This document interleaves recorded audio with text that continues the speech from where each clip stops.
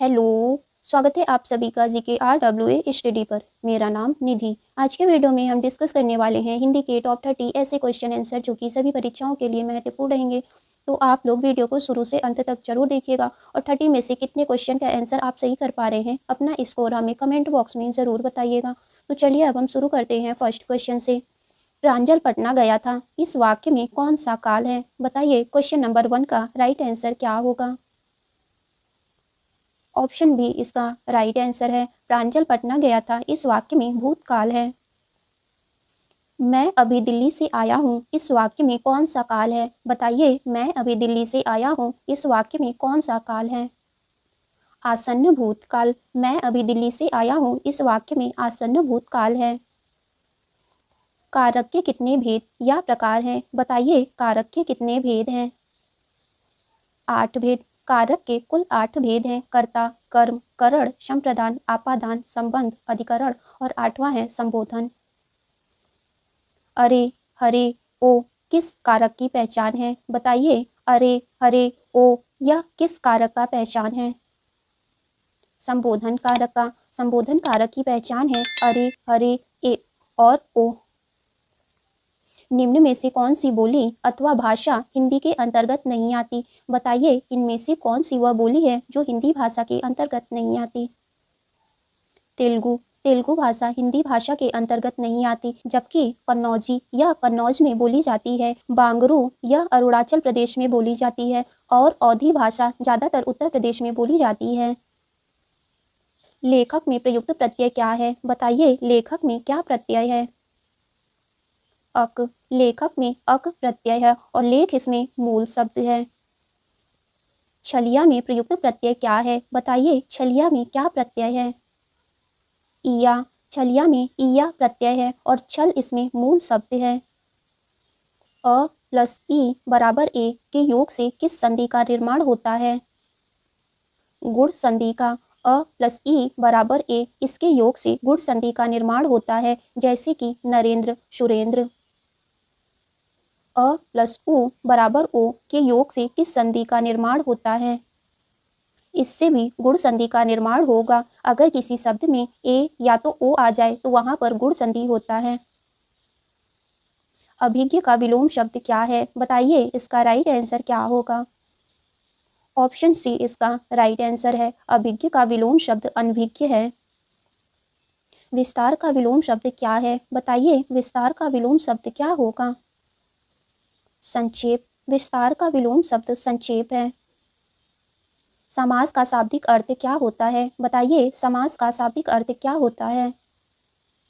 संक्षेप। समास का शाब्दिक अर्थ संक्षेप है। समास शब्द दो शब्दों से मिलकर बना होता है, सम और आस। सम का अर्थ है संक्षेप और आस का अर्थ है कथन या शब्द।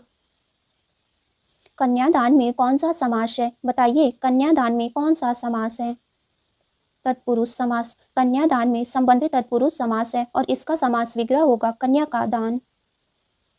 समास के कितने प्रकार या भेद हैं? बताइए समास के कितने प्रकार हैं? 6 प्रकार। समास के कुल 6 प्रकार हैं। अव्ययी भाव समास, तत्पुरुष समास, कर्मधारय समास, द्विगु समास, द्वंद्व समास और बहुव्रीहि समास। निम्नलिखित में से कौन सा योजक चिन्ह है? बताइए इनमें से कौन सा योजक चिन्ह है?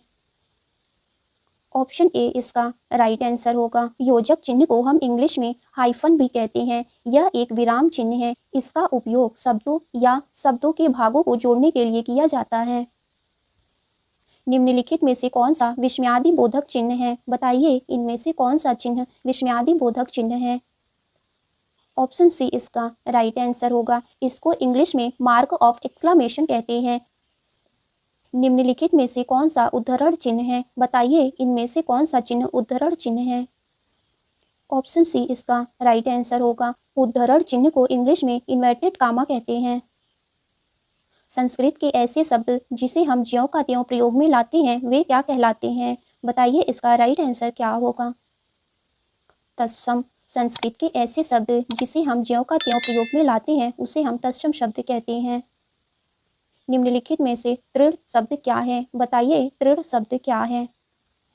तत्सम। तृण तत्सम शब्द है। इसका तद्भव होगा तिनका। दोना का तत्सम शब्द क्या है? बताइए दोना का तत्सम शब्द क्या होगा? द्रोड़। दोना एक तद्भव शब्द है, इसका तत्सम होगा द्रोड़। द्विवेदी का तद्भव शब्द क्या है? बताइए द्विवेदी का तद्भव शब्द क्या होगा? दूबे। द्विवेदी का तद्भव शब्द दूबे है। वीर पुत्र को जन्म देने वाली स्त्री के लिए एक शब्द क्या होगा? वीर प्रसू। वीर पुत्र को जन्म देने वाली स्त्री के लिए एक शब्द है वीर प्रसू। जो ईश्वर में विश्वास रखता हो उसे क्या कहते हैं?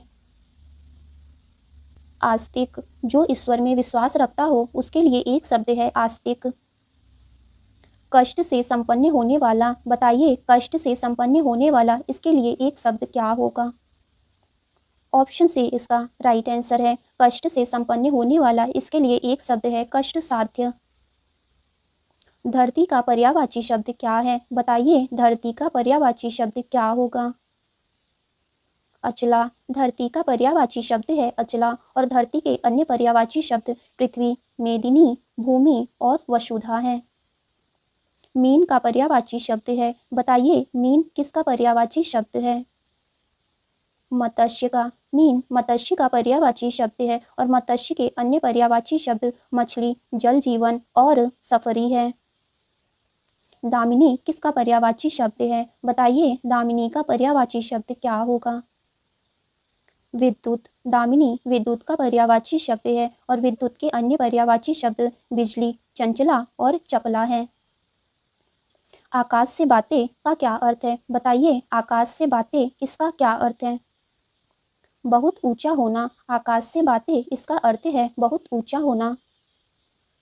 काटा बोना का क्या अर्थ है? बताइए काटा बोना इस मुहावरे का क्या अर्थ है? हानि पहुंचाना। काटा बोना इस मुहावरे का अर्थ है हानि पहुंचाना, या तो आप कह सकते हैं दिक्कतें पैदा करना।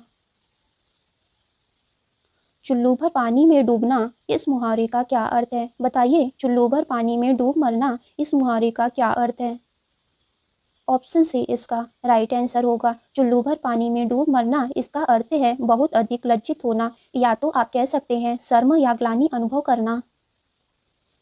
चेहरे की हवाइयाँ उड़ना का क्या अर्थ है? यह आपका टेस्ट क्वेश्चन होगा, इसका आंसर आपको कमेंट बॉक्स में ज़रूर बताना है। तो आज की वीडियो आपकी यहीं तक थी। वीडियो अच्छी लगी हो तो लाइक करें, शेयर करें। अगर आप चैनल पे नए हैं तो चैनल को ज़रूर सब्सक्राइब करें।